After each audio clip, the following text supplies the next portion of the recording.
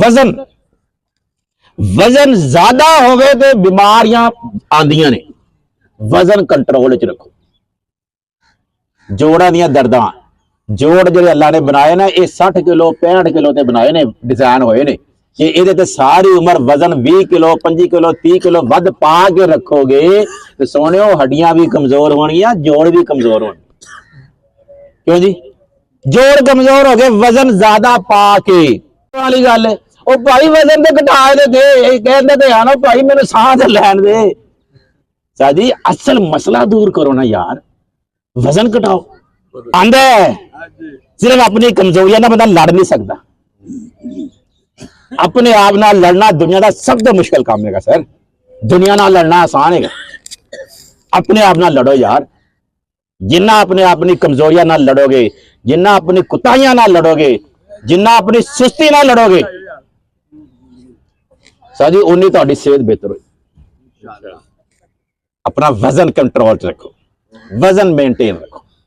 अगर तुहाडा वजन ज्यादा है 70 किलो तो ज्यादा है, तुहाडा वजन ज्यादा है।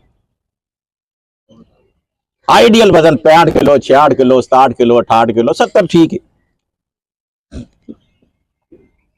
वजन घटाओ।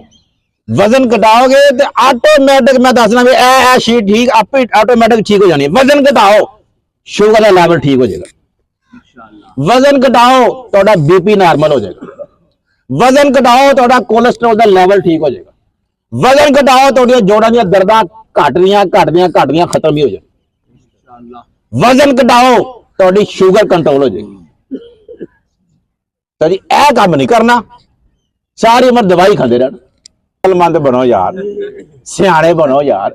जिंदगी एक दफा ही मिलती है यार, जिंदगी का चांस दोबारा नहीं मिलना। जिंदगी अल्लाह की बहुत बड़ी नेमत है यार, कोई बेकदरी तो ना करो यार। क्यों जी? अल्लाह की बहुत बड़ी नेमत है जिंदगी। जिंदगी ना होंदी असीं इन्नियां खूबसूरतियां वेखदे, उसदी कायनात वेखदे यार। कोई चांस नहीं साढ़े को, लेकिन लंबी नहीं खेडो यार। लंबी जिंदगी गुजारो, खूबसूरत जिंदगी गुजारो, सेहतमंद जिंदगी गुजारो यार। अल्लाह दी नेमतां इंजॉय करो यार। 4-5 चीज़ां याद रहणगियां ना सर जी। रोज ग्राउंड जाना, वजन कंट्रोल रखना, घर का खाना खाना, दवाइयां का इनहिसार घटाना।